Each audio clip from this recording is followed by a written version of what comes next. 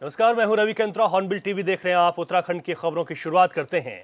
उत्तराखंड में आग लगने का सिलसिला निरंतर जारी है। तमाम कोशिशों के बावजूद वन विभाग आग को रोकने में सफल नहीं हो पा रहा। बीते दिनों जंगल में लगने वाली आग को लेकर मुख्यमंत्री ने भी वन विभाग को निर्देश जारी किए थे।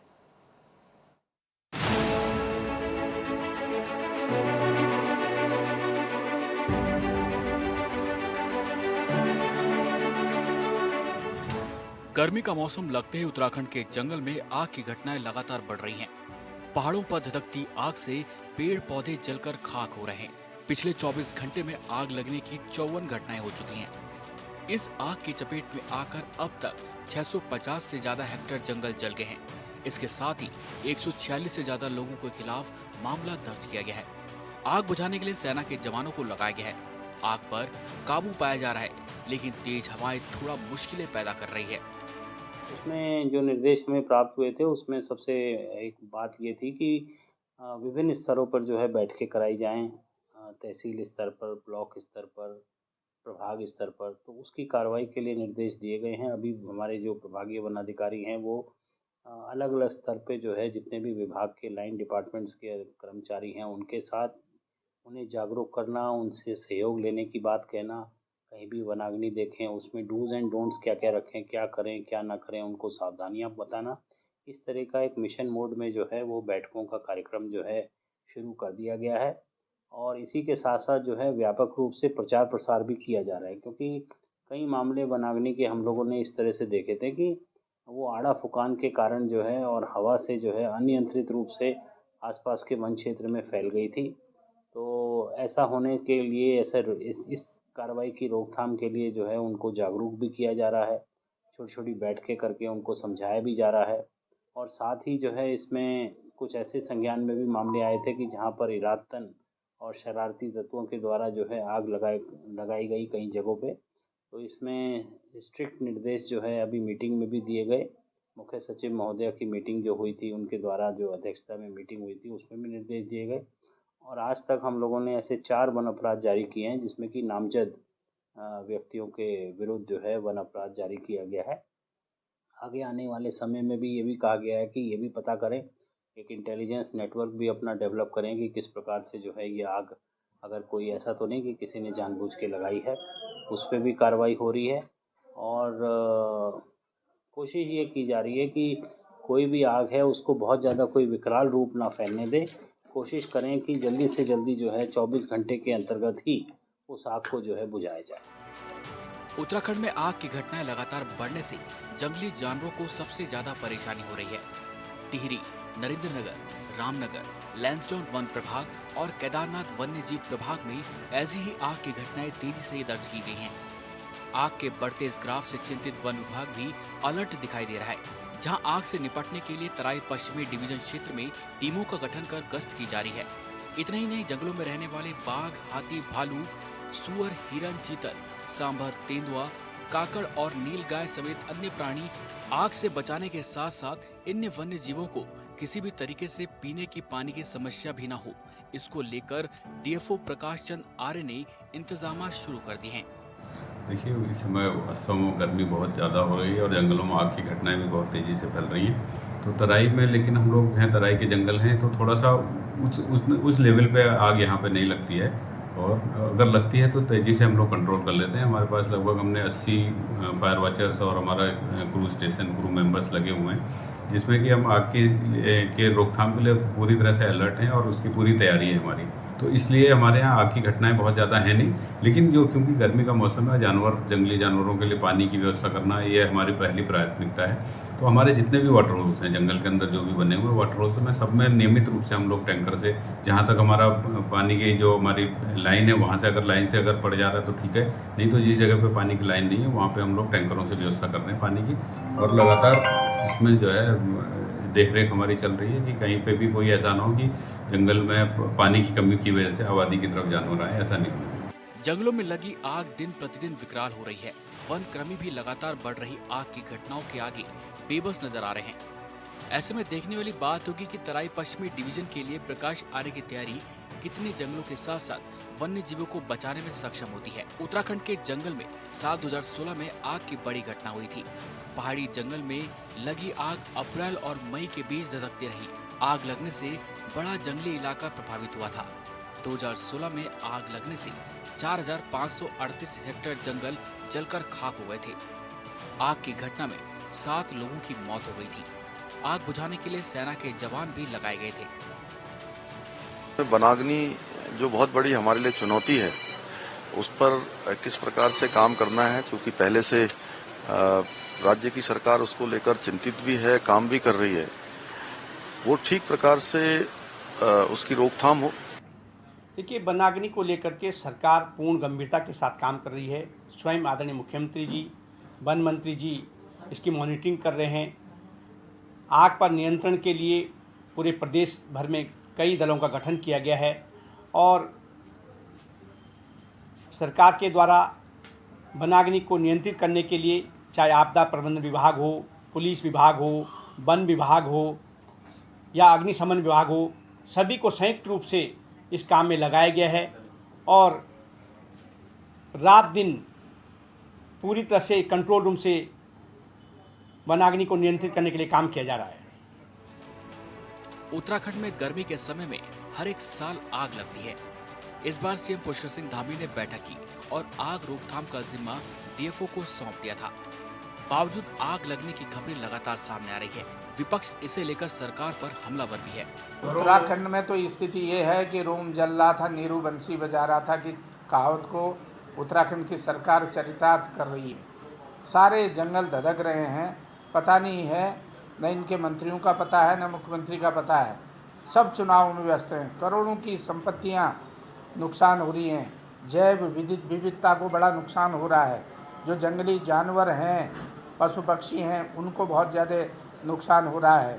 उनके लिए दिक्कतें आ रही हैं। पेयजल की बड़ी समस्या उत्पन्न हो रही है जंगलों में आग लगने से, और टेम्परेचर भी बढ़ रहा है। पहाड़ का जो टेम्परेचर है वो एकदम ऊपर चढ़ जा रहा है, बढ़ रहा है, उसमें भी संतुलन नहीं हो रहा है। सरकार ने वनाग्नि के प्रति सरकार गंभीर नहीं रही है और फॉरेस्ट महकमा हाथ में हाथ धरे बैठा हुआ है। हमारा आरोप है कि सरकार की अनदेखी से उत्तराखंड की करोड़ों की वन संपदा को नुकसान हो रहा है। हर एक साल जंगलों में लगने वाली आग की घटनाओं को रोकने का प्रयास जारी है। वरीय अधिकारी वीडियो कॉन्फ्रेंसिंग के जरिए बैठक कर रहे हैं और दिशा निर्देश दे रहे हैं, लेकिन हर एक दिन आग की खबरें सामने आ रही है। Bureau report, hornbill TV.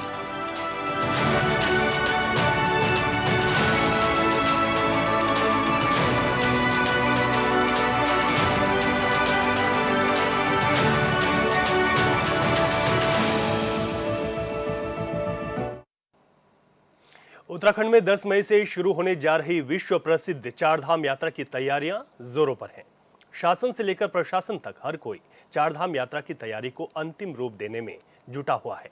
तो वहीं यात्रा को लेकर श्रद्धालुओं में भी काफी उत्साह देखने को मिल रहा है। अब तक 15 लाख से ज्यादा श्रद्धालु चारधाम के लिए रजिस्ट्रेशन करवा चुके हैं।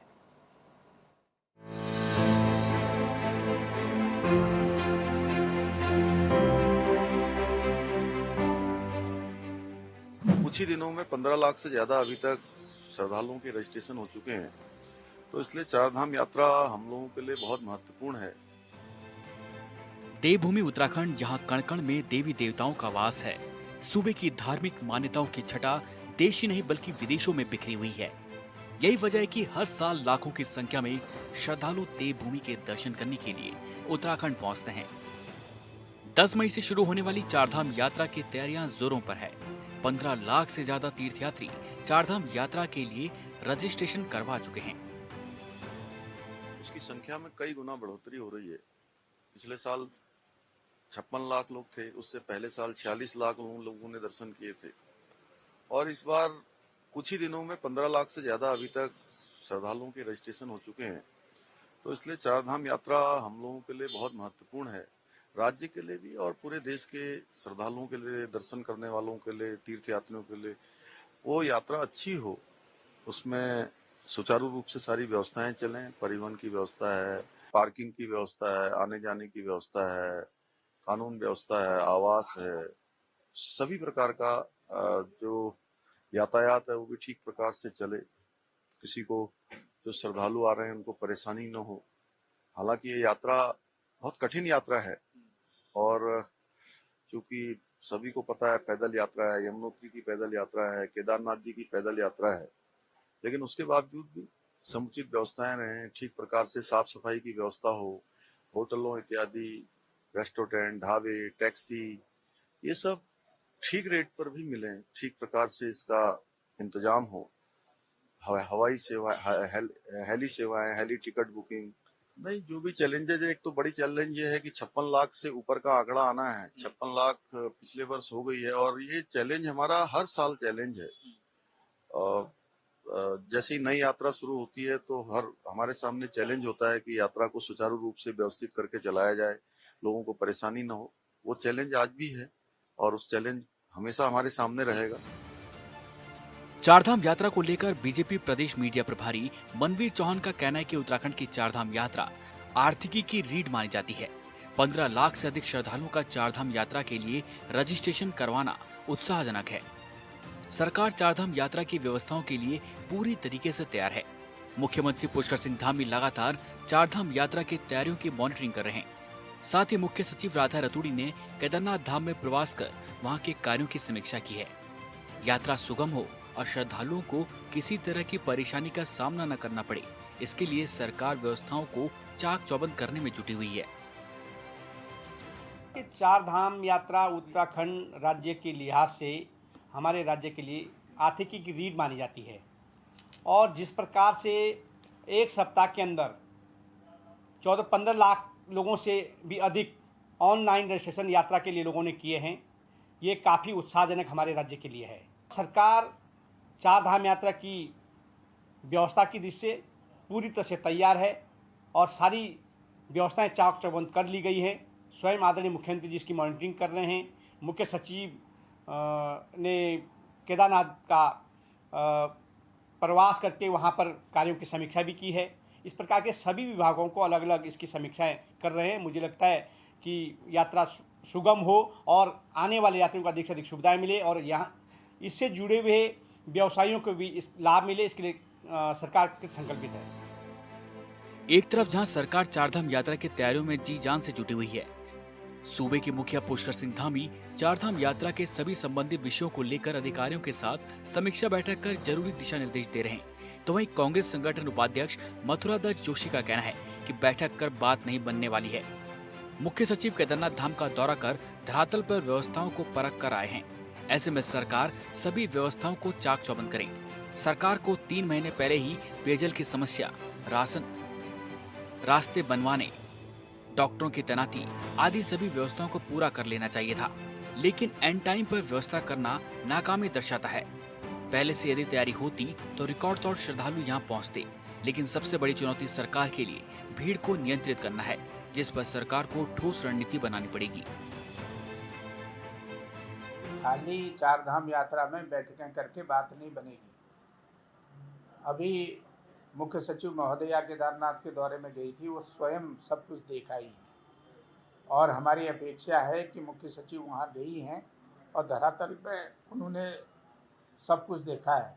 जो ग्राउंड रियलिटी है वो देख के आई हैं, उसमें सरकार सुधार करेगी और पूरी तैयारी के साथ काम करेगी। अभी तक तो बहुत से टेंडर ही फाइनल नहीं हुए, रास्ते नहीं बने हैं, पेयजल की आपूर्ति नहीं सुचारू हो रही है। आप देखिए बिजली की बात नहीं है, आप उनके यात्रियों के रहने की व्यवस्था नहीं है, डॉक्टरों की पोस्टिंग नहीं हुई है, कई काम बाकी हैं। हम समझते हैं कि सरकार तब तक कर लेना चाहिए, लेकिन सरकार को ये काम 3 महीना पहले शुरू करना चाहिए था। जो काम आज शुरू कर रहे हैं, अगर ये 3 महीने पहले शुरुआत करते तो मैं समझता हूँ चारधाम यात्रा की अच्छी तैयारी होती और रिकॉर्ड तोड़ धार्मिक पर्यटक यहाँ पर आ रहा है, अच्छी भीड़ यहाँ पर आ रही है। उस भीड़ को नियंत्रित करना भी सरकार के लिए चुनौती है। और सबसे बड़ी बात तो आपको पार्किंग की आवश्यकता पड़ेगी। तमाम धामों में आपने तोड़फोड़ कर रखी है, बद्रीनाथ में तमाम तोड़फोड़ की, पार्किंग की व्यवस्था नहीं की, पहले पार्किंग की व्यवस्था करनी चाहिए थी। तो ये सब काम होने हैं, अगर ये काम जल्दी हो जाएंगे तो अच्छा रहेगा। चारधाम यात्रा को शुरू होने में अब महज कुछ ही समय बचा है। ऐसे में जहां सरकार यात्रा की तैयारियों को लेकर तमाम दावे कर रही है, तो विपक्ष सरकार के दावों पर सवाल उठा रहा है। पिछले वर्ष पुराने सारे रिकॉर्ड टूट गए थे। 56 लाख से ज्यादा तीर्थयात्री उत्तराखंड पहुंचे थे। वहीं इस बार ये रिकॉर्ड फिर टूटने की उम्मीद है। Bureau report, hornbill TV.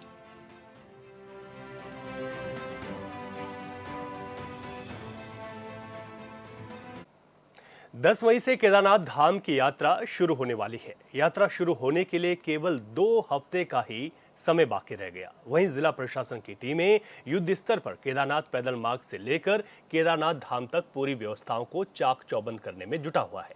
यात्रा की पवित्रता बनी रहे, इसके लिए विशेष ध्यान दिया जा रहा है। सुरक्षा और जानमाल को देखते हुए यात्रा मार्ग पर डेंजर जोन के पास लगने वाली दुकानों को भी हटाया जा रहा है।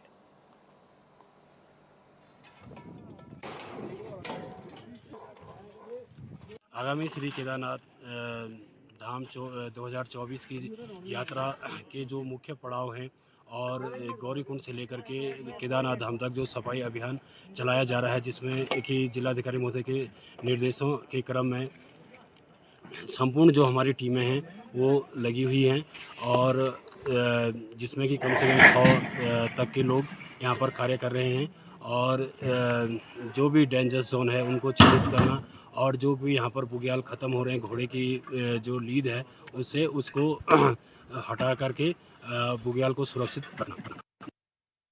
उत्तराखंड की विश्व प्रख्यात चारधाम यात्रा की शुरुआत 10 मई से होने जा रही है, जिसको लेकर पंजीकरण की प्रक्रिया भी शुरू हो चुकी है। अब तक की अगर बात करें तो पंजीकरण का आंकड़ा 15 लाख पहुंच चुका है, जिससे ये तो साफ है कि इस साल की यात्रा पिछले सालों की तुलना में रिकॉर्ड तोड़ने वाली है। वहीं यात्रा में आने वाले श्रद्धालुओं को एसएसपी देहरादून ने फर्जी कंपनियों से बचने की हिदायत दी है। एसएसपी अजय सिंह ने बताया कि अक्सर लोग चारधाम यात्रा के पैकेज बुक करवाते हुए साइबर ठगों की ऑनलाइन धोखाधड़ी का शिकार हो जाते हैं, जिससे बचने के लिए पंजीकृत वेबसाइट के जरिए ही वो अपनी बुकिंग कराएं। और अगर यात्रियों को अपने साथ ठगी होने का जरा सा भी शक होता है तो नजदीकी पुलिस थाने में जल्द से जल्द शिकायत दर्ज कराएं।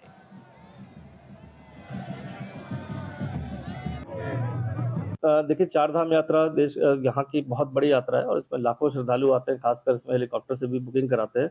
और प्रायः देखा गया है कि लोग जब बुकिंग अधिकृत साइट से ना करके, जो ऑफिशियल वेबसाइट है उस पर ना करके अन्यत्र गूगल के माध्यम से या किसी अन्य वेबसाइट पर सर्च करते हैं और कहीं ना कहीं ऑनलाइन धोखाधड़ी का शिकार रहते हैं। पूर्व में भी ऐसे प्रकरण विभिन्न जगहों से संज्ञान में आए हैं।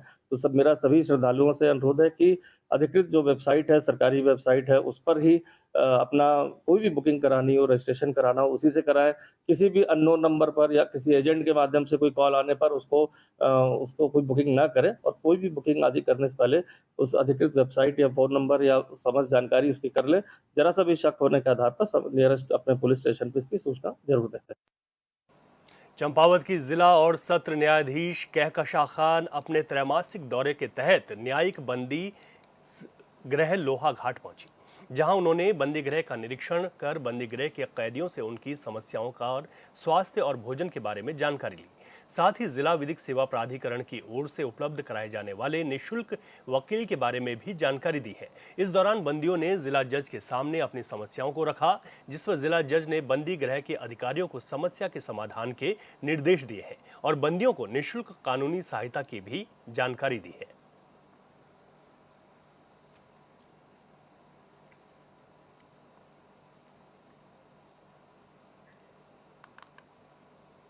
विजिलेंस टीम ने जिला उधम सिंह नगर के बाजपुर के खाद्य विभाग मंडी परिसर के विपणन अधिकारी मोहन सिंह टोलिया को 50,000 की रिश्वत लेते हुए गिरफ्तार किया है।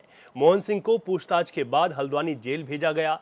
बताया गया कि शिकायतकर्ता ने सतर्कता अधिष्ठान में शिकायत दर्ज की थी। उनकी बन्ना खेड़ा में राइस मिल है और जिसमें सरकारी धान की कुटाई, ढुलाई, सफाई आदि के पैसे सरकार उन्हें देती है। वहीं आरोपी सरकारी धान की कुटाई के एवज में राइस मिलर से 19.50 रुपए प्रति क्विंटल रिश्वत मांग रहा था।